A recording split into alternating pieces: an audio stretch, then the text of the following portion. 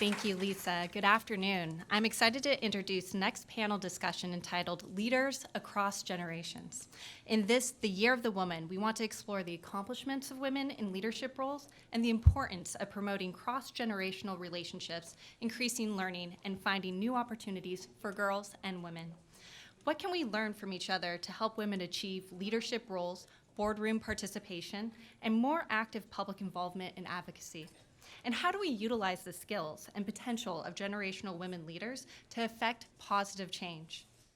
Reagan McPherson, VP and Chief Compliance Officer of Marvel Technology Group, is the moderator for the panel.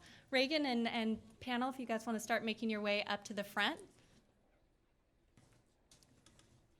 Reagan is a founding member of Seagate's Women's Leadership Network. And yes, let's applaud. Let's welcome our panelists. Leadership Network and a supporter of Women at Marvel. The panel members include a list of distinguished women in various industries and roles. And when I introduce you guys, if you want to just raise your hand, I think we might be in a little bit different order. So I would like to introduce Hannah Gordon, Chief Administrative Officer and General Counsel for the San Francisco 49ers, where she advises on issues related to the football team and Levi Stadium. April Arnaz, SVP of Human Resources at Micron Technology. April works on human resource initiatives to drive business results and improve organizational performance. Judy Hamill, SVP, General Counsel and Secretary. She works for Lumentum Holdings, Inc. Dr. Wendy Okolo, an aerospace engineering researcher for the Intelligence System Division of the NASA Ames Research Center. Wendy is an avid supporter of women and minorities through her participation in numerous outreach initiatives. And Carla Baranago, SVP of Global Engineering and Facilities, Pharma Technical Operations at Genentech. Carla is responsible for Genentech's global manufacturing network and serves on several nonprofit boards. I will now turn it over to Reagan for a robust, amazing discussion. Great. Thank you so much. So we are thrilled to be here today. I speak on behalf of the whole panel when I say this is such a treat to be in such an esteemed group of people. Thank you all for your time. I want to start out with kind of a fun question for our panel because we are talking about leadership across generations. So April, if you would like to start, what three women, past or present, would you like to invite to dinner? And what are the questions that you would ask them? I hope I don't have to cook dinner. I will invite them, but cooking would not go well. You know, I am inspired by and really drawn to women who take big risks, who do things never been done before. So of course my list of women that I would invite to dinner would include the likes of Rosa Parks, who of course is the first lady of civil rights, and women like Amelia Earhart, the first aviator to fly across the Atlantic, and Grace Hopper, you know, the pioneer of computer programming. And you know, the question I would ask them is, first, what inspired them to do these amazing things that they've done? And I would also ask them if they had any regrets that we could all learn from as we move forward. All right, so when I was thinking about this, I actually love to cook, so happy to cook for the women there. And when I think about dinner parties, it's really around interesting and diverse conversations. So the three women that I would invite is Queen Elizabeth II, because I just think it would be so amazing. But she would have to come unplugged to really tell us what really would be going on. And my questions for her would be, how many hats does she have? And who really was her most favorite prime minister? The second woman I would invite to dinner is Rosie the Riveter, because I think, you know, what she did to introduce women into the workforce, I think is just phenomenal, and really I think represents that really a woman can do a man's job. My question for her is how does she get those biceps, and where can I do what she does to get those biceps? And then the third woman I would invite and to talk about courage and risk is Katharine Graham, who was the publisher of the Washington Post. And so the first female CEO of a Fortune 500 company, and what she has gone through and what she did. And I don't even think I would be able to ask her a question because I would be so starstruck and in awe of her accomplishments. What about the corgis? Would they be invited? Yeah, we actually have a corgi. So I thought long and hard about this question yesterday, and I think if I had to do three, the first would be in kind of on the similar vein. You know, I'm inspired by people that have take risk and are really courageous and face adversity and overcome that. So the first one would be Jane Addams, who was the first woman to win a Nobel Peace Prize, and so long ago, early 1900s, and she was, helped establish daycare systems and job placement for women and job training, which, so long ago, it's still an issue today, but she, pioneered that so long ago, and I know really helped me out when I started my career. And the second would be Ellen DeGeneres. I think she's, clearly has a lot of courage, is very inspirational, and she would make dinner really fun. So we need someone to lighten the conversation a bit. And then third would be my great-grandmother. And I did know her, but she didn't speak English. She came to this country when she was a teenager from Poland. She was all of probably 4'8" and lived on her own for her entire life until she was in her 90s, and she just was such an inspiration. I would love to be able to have dinner with her, and I guess for all of them, just want to know, what advice could they give people, women today, on, what tricks did they have to bring out that courage, and where did they find their inspiration? I think kind of like you, I just wanted general advice from my dinner invitees. And because she recently passed away, Toni Morrison, I was so sad when she passed away. I was like, I never met her and I always wanted to. And she passed away a long time ago, but Cleopatra, because she ruled an empire very successfully. And I would love to know some secrets of hers to ruling an empire. And lastly would be Oprah. I know it's a cliche choice. Oprah, if you're listening, you're invited to dinner. But I think all of them would have amazing advice, having incredible life experience and just wisdom to share with us, as well as building and running various empires. So for me, the first would be my maternal grandmother. I'm named after her. I never got to meet her. I hear she was fierce and dominant, and I want to know. I want to just get in her brain and figure it out. The second would be Michelle Obama. I would ask her, I would ask her when she decides to pivot. One of the things she talks about all the time is like, there's no, one way to success, or there's no one path, and sometimes things happen and you pivot, and that's okay, right?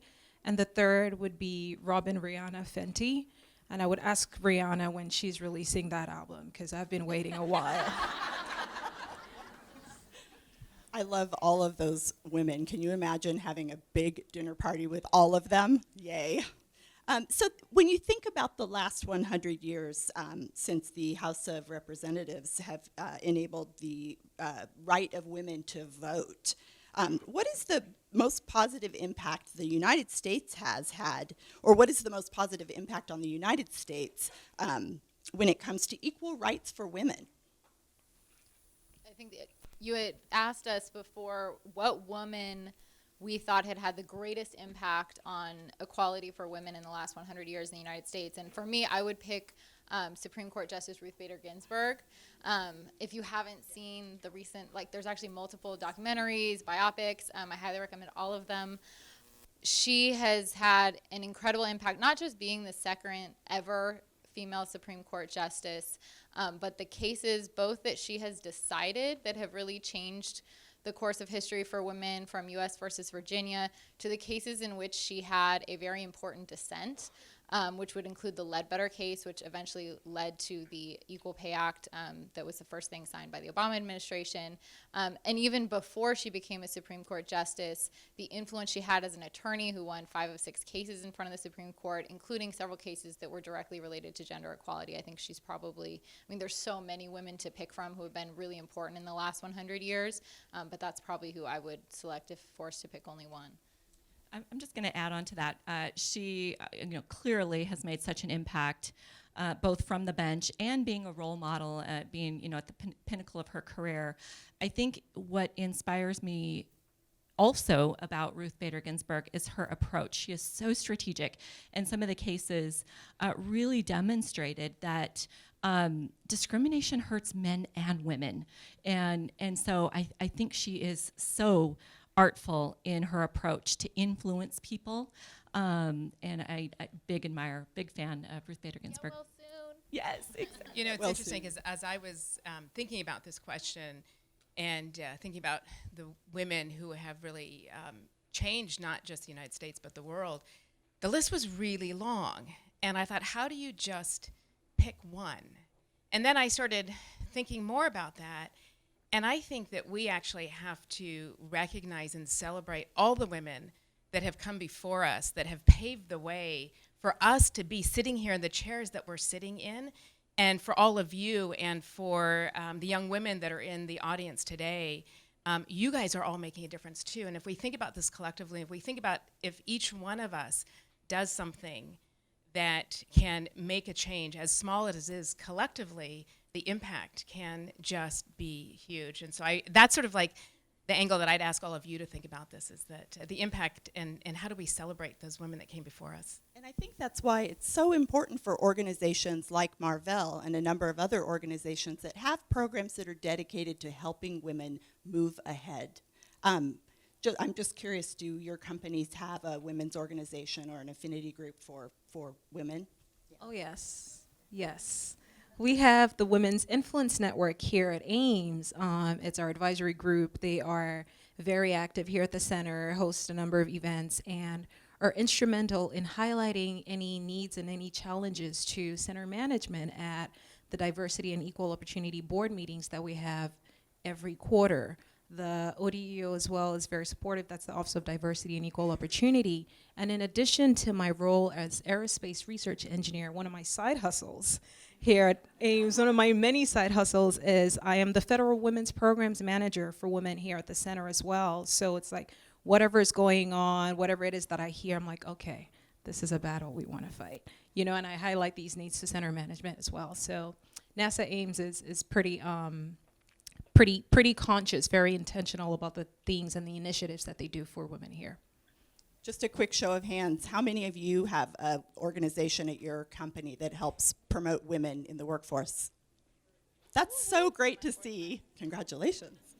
But we need that to be everyone. We do. Yes. We do. So curious, has there been a man in your professional life that has helped you advance in your career? Judy, do you want to start this one? Sure. Thanks. So I would actually say my current boss right now, the CEO of Lumentum. We're a semiconductor company, so it's traditionally a very male-dominated industry and company when you look at it historically. And we do have a low amount of women represented on the executive team. We just I think it was about a little over a year ago, we have our second female board member. So things are changing, and I think Alan has given me the opportunity to, really have a seat at the table. I think the last panel somebody brought that up, but that makes such a difference that your voice is heard equally. Even if the numbers aren't there, if your voice is equal, that's going to shift over time. And I really think, it will take time to change. We're starting to measure things now, which I think is the first step. You can't really see your progress or the problem until you've really started to measure things. And he's been a big proponent of that. And just for me, I can tell that even when there's more men in the room than women, he really appreciates the perspective that I bring from being a female. So that's extremely important, and has really helped me in my career.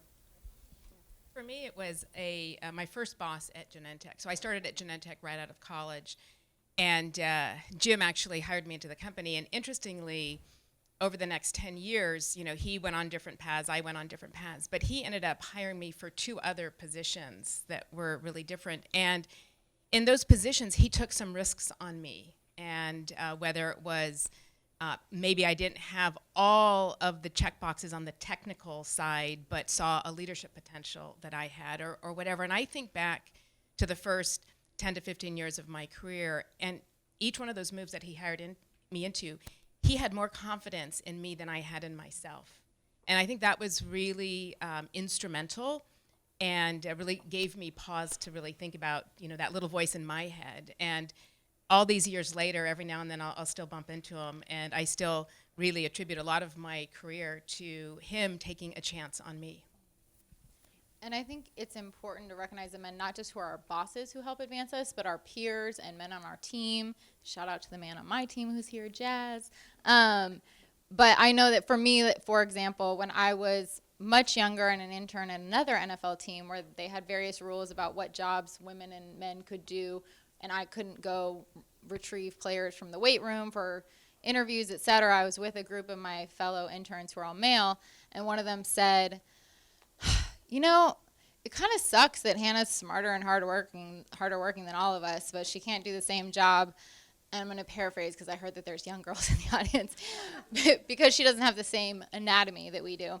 And to me, it was this moment of like, oh, like I feel so affirmed now that my colleagues recognize what's happening, and maybe they can't change it today, but just the fact that they're woke to what's happening around them let me know that I'm in an environment where I'm supported by my colleagues. And I think that it's important, especially as you advance through your career, that you understand like the people who are your peers when you're 25 and 30 may be running companies or in high positions in government, et cetera, when you guys are in your 40s and 50s, and that will bear fruit just like your boss helping you advance. And I'll just add, I'll echo, our CEO is the biggest supporter of women and advancing women in our company. It certainly starts at the top. But if you ask him why, he often comments that he has 2 daughters at home and it's very, very important. One evening I got the opportunity to talk to his 2 daughters just casually for a little while, and I asked both of them, you know, why is your dad so passionate in supporting women, and when did this start? And they laughed when I started asking them this question, and they immediately let me know they hold him accountable. And yes, absolutely. And when he comes home at night, they are asking him constantly, Dad, what new things did you do to support women at work? And honestly, I think, you know, and I'll speak for my boss, but I'm quite certain he's a little fearful of the repercussions if he doesn't come home with some new thing that he did at work. And so it is a great reminder for all of us to make sure that we influence and really expect the men in our lives to support our sons, our husbands, our brothers, fathers, to really support all of the women that they come in contact with. And so we need to hold them accountable. So for me, it's actually only in the past 2 or 3 years that I've started to have female mentors. All of the people that were instrumental in my life to my successes, no matter how small or how big, were males. My PhD dissertation advisor was a Turkish male that had my back, and I wouldn't even question it. I just knew who had my back. If there's anyone here in college that's thinking about going to grad school, make sure you have a good relationship with your advisor. They are like your friend, your God, your mentor, your advisor, everything. And so because we worked in, you know, very, very close quarters like that, I could just tell. And I'd heard horror stories of people who didn't have the kind of relationship that I had with my advisor, where if I applied for something and I didn't get it, I'd be like, you know, I'm done with that. I'm not going to apply again. He's like, yeah, you are. So sometimes I'd have to apply just not because I wanted to, but because I knew he'd get on me if I didn't. And he would get on me. He's like, where's your application? So till today, you know, for a number of the awards and things and grants or, you know, fellowships or even awards that I apply for, this man is currently the executive vice president for the Turkish aerospace industries in Turkey, and he would still write me a recommendation letter till today. You know, my first boss at NASA, who's not here anymore, Kai, such an awesome guy. You know, I'd go in his office and talk to him about anything and everything, but it was just that there was never a doubt in my mind that this person was looking out for my best interest. And you know that, you know, sometimes you can just feel it. So I've had quite a few men that really have supported me, you know, all the way till today. I want to go off script just a little bit and dig into this point a little bit more about having a sponsor, because there's a difference between having a mentor and having a sponsor. April, do you have like an idea or a philosophy about sponsorship at a company? Yeah, absolutely. It is very different, as you say, Reagan. It's very different than mentorship, and mentorship is great, certainly, but sponsorship is a lot more. It certainly includes mentorship, but it's a lot more, and really, you know, somewhat to what was already said around someone who's got your back and someone who is in your corner and pushing you to do things that are really uncomfortable. You might not have the confidence to do. Your sponsor is there for you, and that's much more than a mentor. That gives me goosebumps because I have a sponsor who always has my back no matter what. And I think a lot of the time a sponsor, they may be pushing you, but more than that, they're pushing for you in rooms that you're not in. So I think of a sponsor, a mentor is more somebody who's coaching you and guiding you. A sponsor is somebody who is above you in the company that you're in and thinks that you do great work. And so when they happen to be in a meeting and somebody says, who should be doing this project? Oh, you know who should be doing that project? Tessa should be doing that project, because I saw Tessa do some really great work last week, and that's somebody who may or may not be in your department, in your line of reporting, and probably isn't. And how do you think that this sponsorship idea can help advance women in the STEM areas? Yeah, I think that it's the role that we can play in sponsoring. It's by asking the question that maybe is not being said. And just when we were in the green room, I shared a story. I started in the role I'm in currently. I just started 4.5 months ago. And 5-6 weeks in, I'm meeting with my leadership team, and we were going over talent in the organization. It's a global organization. And so I asked the leaders, hey, how many women managers do we have in the organization? And they said, well, do you mean project managers, like engineering project managers? I said, no, people managers. And the answer that I got was not satisfactory. In fact, it was far from satisfactory.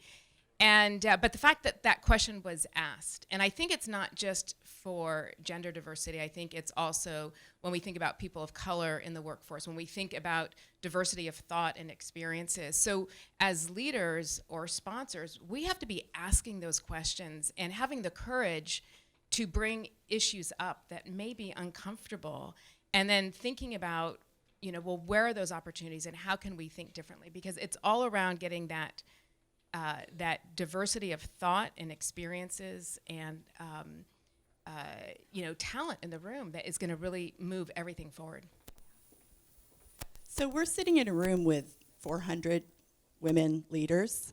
I'm curious to see from the women leaders on stage here, tell us about an embarrassing professional moment you've had and how you overcame it. I love these stories. I think they could be so much fun, but you can also learn so much from them. So I am going to put each of you on the spot. Please tell us. All right. Judy. Everyone's really eager to answer that. Since I'm on the end, I guess I have to start.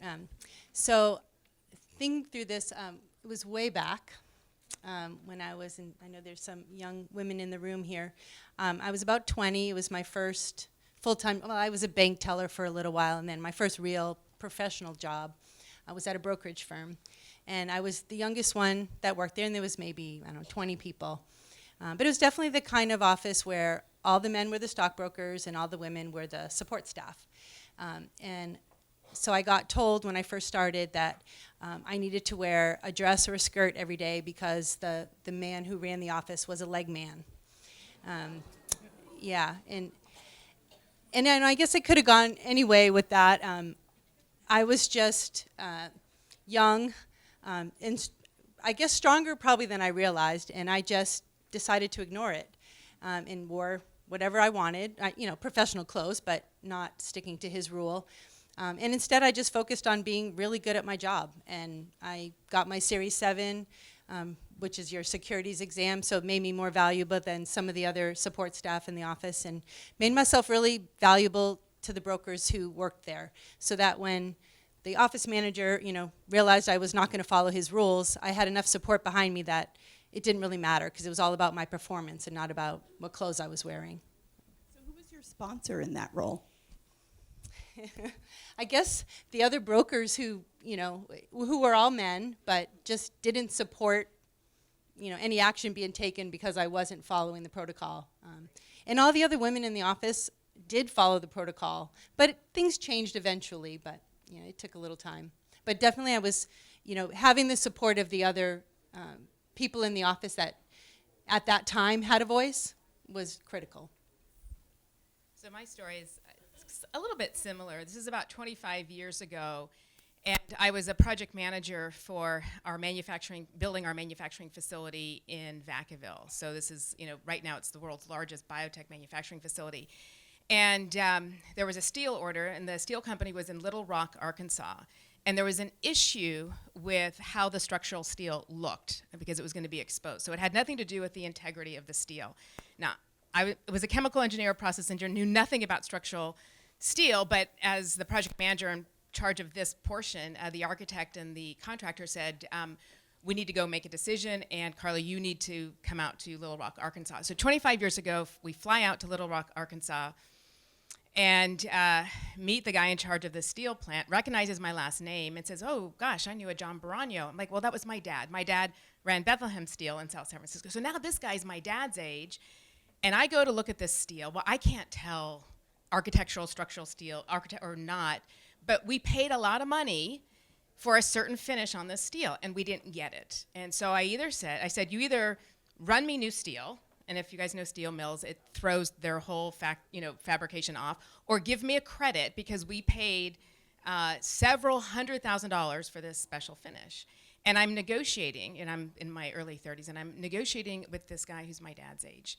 And we negotiated all afternoon, and I said, I will leave here making a decision. So you either return my money, run me new steel, or figure out a way to fix it. So anyway, we ended up resolving the issue, and we were heading back to the airport, and one of my colleagues said, hey, can you recommend a place for us to go eat and grab dinner? So he rattled off the name of a place, and the secretary in the office said, I don't think that would be an appropriate place to take Carla. So you can imagine what kind of place it was. So then he rattled off another name, and it was the same type of place. And so my colleague just said, well, we'll just go grab something at the airport. And I think similar to you, I could have gotten really upset or angry, but then I just realized, you know what? I won. I negotiated, and this guy wasn't too happy. But that was my job, was to go negotiate and, get what we needed. And so I don't think we ever did business with that company in Little Rock, Arkansas anymore. So there you go. That was my story. I have the opportunity to travel a lot. I work for a global company, and so we do business meetings all across the globe. And there have been very specific moments in my career in which we'll be sitting in a business meeting in a room full of men, and the counterparts, the non-U.S. counterparts, when early in the conversation, they'll not look me in the eye. I will ask a question, and when they respond to the question, they will look at my male colleague. And there was one specific situation where my male colleague took a couple of iterations, a couple of exchanges, and my male colleague realized what was going on. And similar to what Hannah said, having people around you who have your back, he immediately drew me into the conversation and let them know that they needed to respond to my question. And the rest of the meeting went very smoothly. But it was that awkward moment or few moments where they didn't want to look me in the eye and speak to me. And it is, the silver lining was I knew my colleague had my back, and it was a good lesson for me to remind myself, the great work we do here, and we have a lot of work to do here to support each other, regardless of nationality and ethnicity, but the work we do here does have ripple effects across the globe, and there are a lot of other women in other countries who also need a lot of support. Yeah, I'll go. So early on, I, got put on a team, that was part of this big project, and I attended the first meeting for the team, and the person that was leading that little piece on the project wasn't there. He was actually on vacation or so, and then came back, second meeting, I was there again, and this person shot me an email and said, who told you to be at this meeting? Who told you to come here?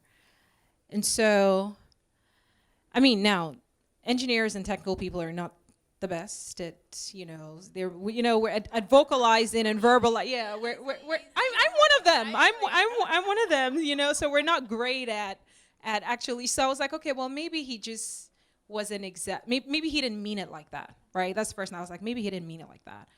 Like, who told you to be at this meeting? I just want to know. But then I thought to myself, if I didn't look like me, if I looked a little more like him, and if I was older, would he have asked me that question in the manner he did? Probably not, right? He would have probably figured out how I got on that meeting, or he would have figured it out, or he would have asked, oh, what's your background? What's your expertise? What's your areas of interest? Let's find out, But, I didn't get that. So I was like, huh. So I responded and, gave him the information of who asked me to be at the meeting and all of that. And I was like, we can talk in my office if you would like additional information. He's like, yeah, let's talk. I had a shelf in my office that I didn't know what to do with. I'm not great at organizing and putting plants and portraits, and my office was bare, and I had this bare shelf I didn't know what to do with. Before that meeting, I dug out all of my awards and recognitions and certificates, and I put them all up, just so you see I didn't happen here on accident. I work hard. How dare you ask me that? I work hard, right? So I put it up. He came, peeked. Oh, this is neat. Okay, cool. And we ended up working well together. But I was like, but you wouldn't ask it if I didn't look like me. But then I had to teach a little lesson. Yeah. That is a great story. That is a great story. Mine was like a lesson I needed to learn more than teach, probably. But when I was many years ago at the end of college, I was covering UCLA football, and we had players who were in the Senior Bowl, which is an all-star game. So you have players from all over the country, and the game is in Mobile, Alabama. I had never been to Alabama before, and it was a little bit different than Los Angeles. And in the press box, I was the only female in the press box. At the end of the game, you go down to the field, and then you're going to go into the locker room to get your interviews. And there was a sports writer there who fit like every stereotype of a sport. He was extremely overweight. He was in his 40s. He'd been, just throwing hot dogs in his face in the press box. And he kind of like barrels over to me and he's like, well, they're not going to let you in the locker room. You better get your interviews out here. And I was like, what do you mean they're not going to let me in the locker room? I'm credentialed media. And he said, well, you're a girl. They don't let girls in the locker room down here. Meaning sort of like, this is the South, little girl. Like, this is not how we do things here. And I looked at him and I remember thinking like, okay, I have a choice. Like, I could take this person's word for it. I'm risking an even more awkward moment if I walk to the door and they reject me. But I also thought I just traveled. I'm terrible at geography. I don't know how many thousands of miles. That was not my major. To get these interviews, and I'm certainly not going to stop here. And I said to him, well, that would be illegal if they did that. I wasn't really sure, but at this point, I'm just sort of, blush, putting on my poker face. And he was like, well, and so I like proceed to the locker room, and sure enough, no one stops me. And I think the important lesson, and it turned out to be the most hostile locker room I'd ever worked in, but it didn't matter because I got the interviews. And I think to me, the lesson was like, don't let somebody else tell you what's going to happen or what you can do. You have to go. And if they had rejected me from the door, that would be another fight to have there. But don't let somebody stop you before you even try. Yay.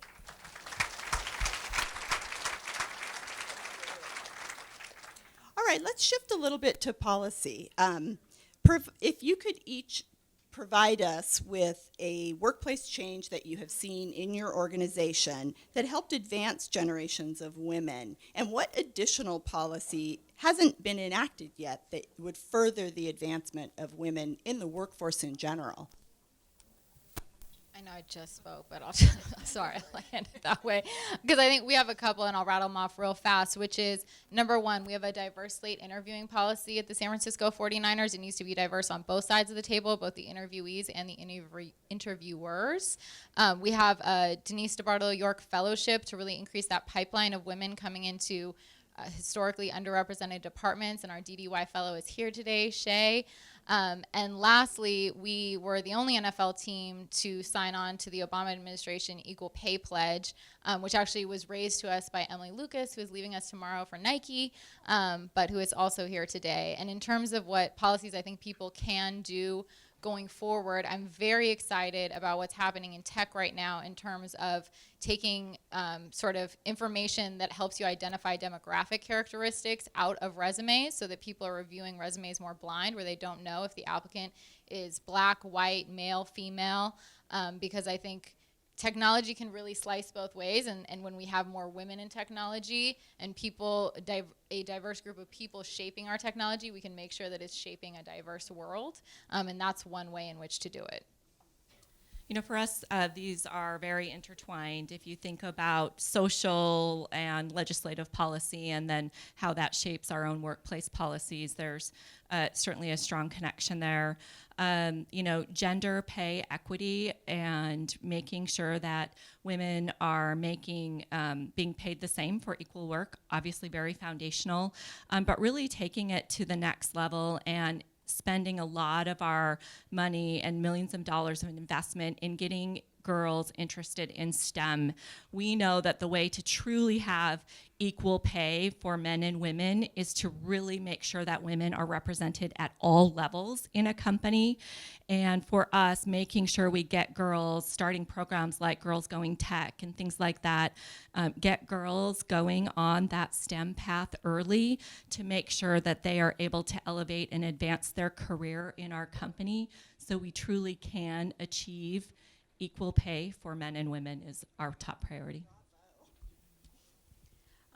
So there are a number, when you think about retention, you think about recruitment, right? There are a number of initiatives, a couple that we've worked on here. For one, in terms of recruitment is job postings, right? When someone writes up a job description and puts it out there, who applies and why, right? Everyone gets access to it, but who's applying? Well, does everyone get access to it? I don't even know. But who's applying? So research is showing that the language use in job applications that you put out there can be tailored towards a specific gender. And you can make a job posting gender neutral or even tailor it to females, and you will not detract the male applicants from applying. So that's one thing to think about. That's really easy. There are a number of tools out there. There are language analyzers and tools that'll help you. Like, it'll just take a paragraph, a blurb that you write, and tell you how masculine or how feminine that blurb is. Pretty neat, really easy. I should hire an intern to convert masculine to feminine writings for me. Another one that we've done here is mother's rooms, implementing mother's rooms here at the center for women that are returning to work after going on maternity leave. We're making it known that there has to be support for these women if they need a dedicated nursing space. One thing that I would like to see overall, not even just at NASA, the federal government as a whole, is who knew that the federal government does not have dedicated maternity leave for women? Who knew that? Yeah, a few, but you don't know. So you know what you can take instead of maternity leave? Sick leave. But you're not sick. You're just having a baby, right? So recently, a few weeks ago, I found out that it was introduced into the Defense Authorization Act to give up to 12 weeks maternal, paternal leave for people that are having kids, adopting, or fostering a child. So I hope that goes through because that will be one big win. Yes. So on our side, back in 1992, we opened our first on-site corporate daycare center. And it was small, it was about 250 kids, and Genentech was relatively small at that time, and we weren't even sure we would get enough kids because the age demographics, there weren't a lot of babies being born then.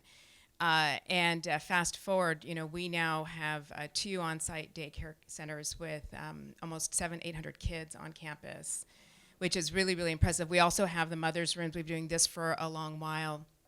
And, again, in 92, that was actually quite progressive to have the on-site daycare center.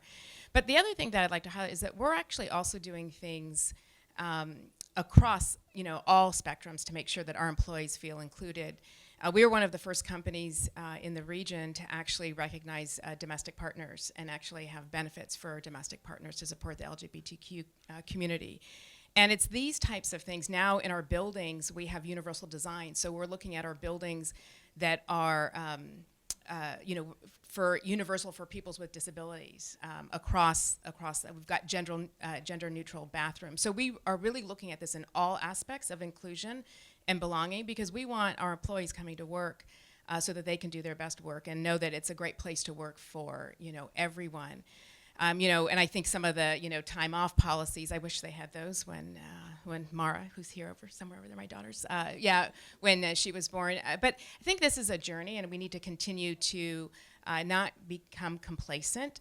Earlier this year, we publicly announced our demographics around the women at different levels in the organization, and through a concerted effort, we actually now have almost 45% of our women, executives are women.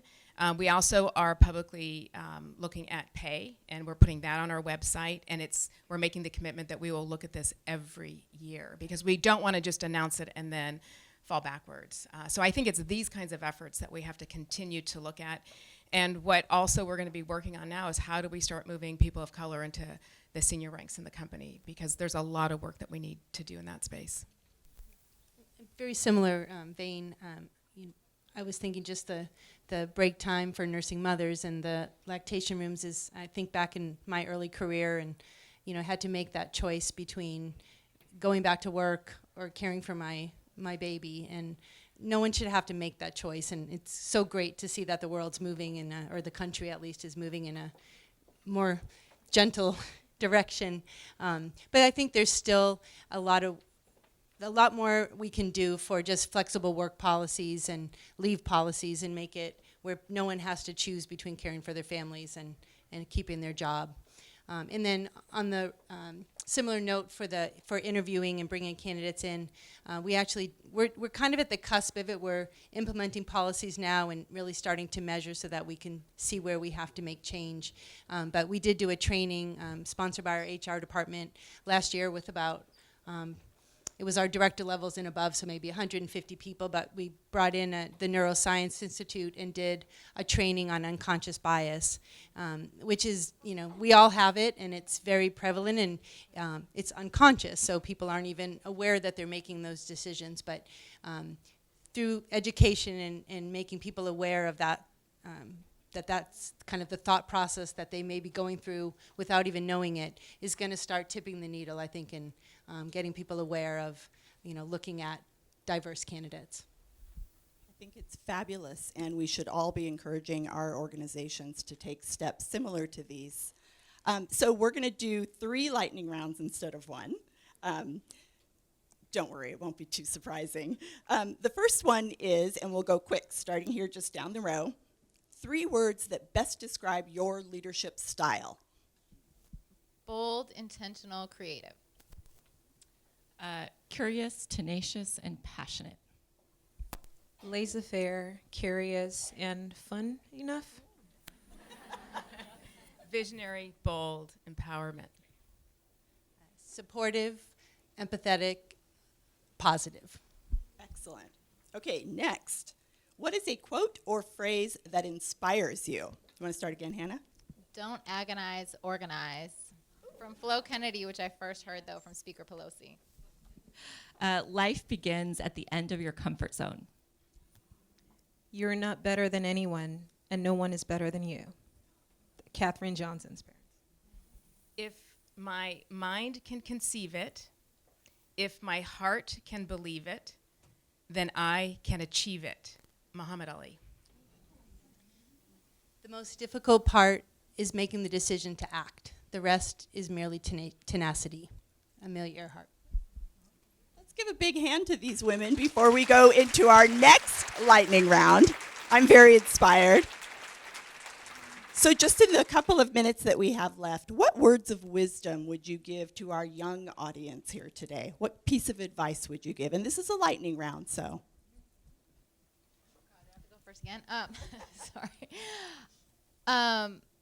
If I were giving you advice, and there's so many different age ranges, we're all in different stages of our lives, I think it would be to really take the time to withdraw and think about what it is that you really want, not what somebody else wants for you, not what your mom wants for you, not what your partner wants for you, not what your kids want, not what your coworkers, your boss wants, but what is the life that you truly want to be living, and then go pursue that to the ends of the earth.